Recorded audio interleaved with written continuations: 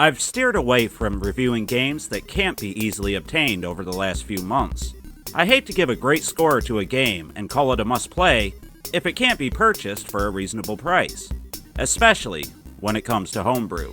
If there's a way to pay the developer for their hard work, then I will promote an excellent piece of software. But I'd hate to hype something up just so it can be sold for a small fortune on eBay, while the true creators see nothing of the money for their hard work. I don't think there is anything wrong with buying an out-of-print game on eBay for its market value either, but I want to steer my viewers towards great games that they can easily obtain, while supporting the developers when possible.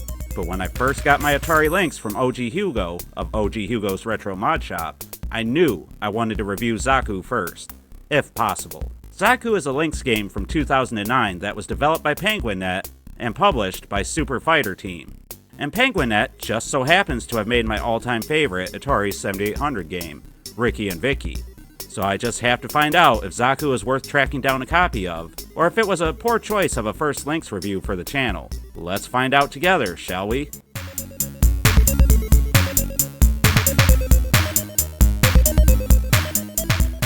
As I said in the intro, Zaku was developed in 2009 by Penguinet. It appears to be their first effort, and I wasn't sure what to expect before purchasing it. I knew that Rikki Vikki featured incredible art and detail for the console it was on, along with some really smart gameplay. So Zaku had some big shoes to fill in my opinion, but that probably isn't fair being that Zaku came first. But I was pretty delighted to see that the game looked really good graphically. The sprites and characters all have personality that's conveyed well thanks to the art style. Most of the enemies are quite large and take up a lot of real estate on the screen, but they attempt to counteract this by making them mostly simple to avoid and dispatch. Your main character flies through the environments in a sort of air zonk style, so the screen is always scrolling you, but you have full control to maneuver all about the playfield. You can even scroll it up and down a tad in some scenarios.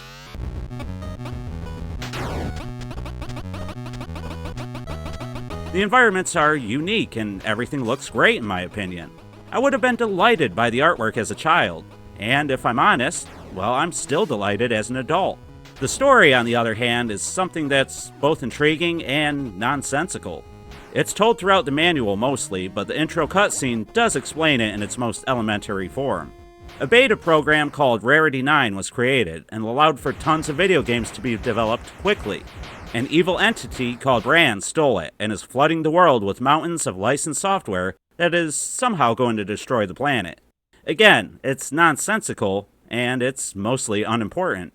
You take the role of Zaku and it's her job to defeat Bran, the evil penguin bros, and Irem Shah, who appears to be your rival of sorts. I found the story to be one of the weakest elements of this game, but it's probably the least important element too, and it's easily skippable.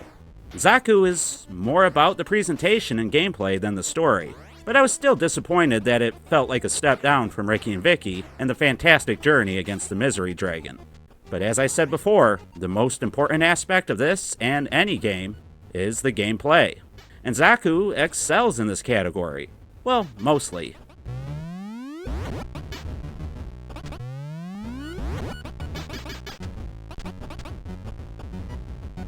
Our hero controls very well as she moves all over the screen at a decent pace and has a few attacks at her disposal. She can fire simple round bullets and the button can be held down for a constant stream. You can also hold down the A button and release a massive attack that travels the full distance of the screen, damaging everything in its way. You can hold down the A button even longer yet to release a shield in order to protect yourself against enemies for a short period of time. But this seems to be hit or miss in the way it works, and according to the manual, that's by design. You also have a backfire attack that can launch if enemies get behind you. Remember, you are always facing to the right, but you're not defenseless if the baddies get behind you. And I like the back attack. You can also collect orbs to help you regenerate health, but you have to collect 8 of them and then press option 2 in order to use them. I would have rather they just worked automatically and restored a teeny bit of health each time, but I understand the thought of having it at your disposal when it's most needed. Zaku also gets a temporary shield when she takes damage, giving you time to reposition yourself and keeps you from dying quickly if you get cornered. I like this idea. It's a fair way of preventing fast game overs. And you only have one life to complete the levels in, but there are infinite continues. If you die, then you restart after the most recent boss you killed. More on the bosses in a minute, but there are 5 stages total, with 4 being selectable at any time when you start the game. You can choose what stage to play Mega Man style, as you select from Turtle Zone, Freight Zone, Lightning Zone, and Marine Zone. And again, each zone has their own distinctive environment and enemies. Each level seems to have 3 to 4 phases with the exception of the last one, and the portions where you fight the standard enemies seems to be, well, very, very short. The bosses are clearly the focus of the game, and they are always fun to fight as they have their own patterns and attacks. I mean, you fight a toaster by shooting its lever until it pops up some bread, and then shoot the bread. How creative is that?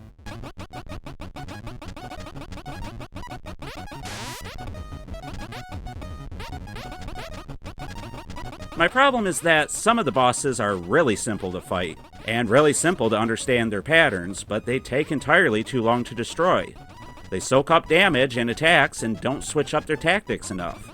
Now in some scenarios, I learned that a certain attack drains them quicker and makes the battles more digestible, but in other scenarios, they just seem to soak up the damage. This makes the game feel a bit too dull and slow in some places, and even though I hate to say that, well, it's not the normal for Zaku.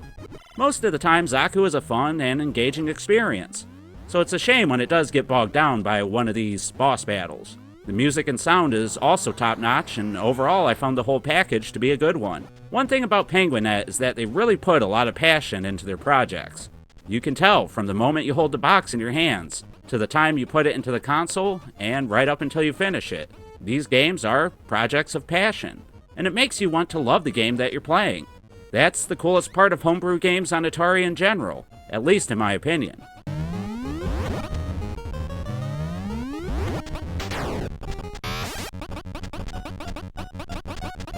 You can really see the love and care that goes into each one of these games. I think Zaku is a fantastic game. The difficulty is a little unbalanced in places, as a level might be fairly easy to play through in the first few phases, and then you hit a brick wall of difficulty in the last phase or boss battle. But none of the game feels unfair, and in each situation, I had to just get in some practice before demolishing whatever was in my way. Now Zaku sounds like a short game at just 5 levels long, but it should take you a good while to get past everything, or at least it took a good while for me. Once you master the game, you could probably run through it in an hour or so easily, and the ending level has a fair amount of surprise enemies and characters that they plopped in. It was a nice treat, sort of a flag being flown to show that they appreciate gaming, especially during the 8 to 16-bit generations. But with all that said, it's now time to fly Zaku into the pros and cons zone, to see if she can blast her way to a decent score. And as always, we start with the pros.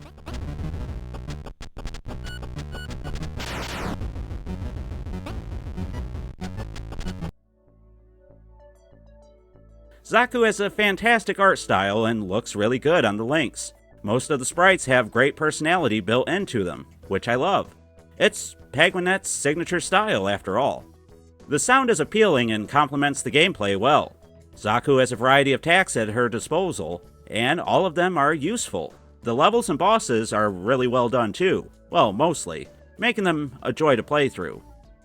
Zaku is also responsive to control, and the game feels fair in its difficulty, with most of the challenge coming from enemy patterns that you need to learn. But we do have some cons, and I want to start by saying that the story is just nonsensical and, well, not very good in my opinion. I mean, it's fine, but I love the story of Rikki and Vikki, and I was expecting a lot from Zaku. Maybe that's just a me thing. Some of the bosses take a bit too long to kill, and it can ruin the flow of the game. And speaking of the bosses, this game is all about them. If you like long levels with lots of standard enemies, then this won't be for you, as the game is probably 75% big, large boss battles. I like boss battles, but it would have been nice to have slightly longer and more significant levels. But with all that said, I have no issue in giving Zaku for the Atari Lynx a score of 4 out of 5. It's not perfect, but it's definitely fun and a worthwhile adventure for the handheld, and one that I'm glad I got to experience. I hope that you find a way to experience it too if this game interests you. The thing with homebrew and limited releases in general is that if you're late to the party, well, you basically missed out. It's an unfortunate truth that we all have to live with. But who knows, maybe one day we'll see Zaku return in an adventure that's accessible for all who are interested. But enough of what I think, now I want to hear from all of you. Have you played Zaku? If so, do you agree with my thoughts, or was I way off in what I had to say about the game? And if you haven't played it, then are you interested in trying it down the road? Let me know about all this and more in the comments down below. And be sure to leave a like and subscribe if you enjoyed the video. We put out 2 videos a week just like this one, so hit the bell icon to be notified whenever we upload. I also have a Discord that you can join for free, and a Patreon where you can get exclusive updates, videos, live streams, and watch-alongs. We recently watched Game Over, the documentary about digging up the old Atari cartridges in New Mexico, and it was a blast. You can join us for future watch-alongs by becoming a YouTube member, or Patreon for $2 to $5 a month. Thank you to the following classy Atarians for doing just that. My Own Celestial, Head Trauma Bob, OG Hugo, Jolt 7800, Ball Gobbler, Socrates 63, Fens the Spook, Mr. Shua TV, Jeremiah Thomas, Huge Ass 79, DF, and Braylon. Your support? Well, it means the world to me. Okay guys, it's time to wrap up this review of Zaku for the Atari Lynx. I've been the 7800 Pro Gamer, an evil penguin who stole the beta version of the Atari network in order to spam the world with YouTube videos, and I'd like to thank you all for watching. And remember to stay classy, Atarians.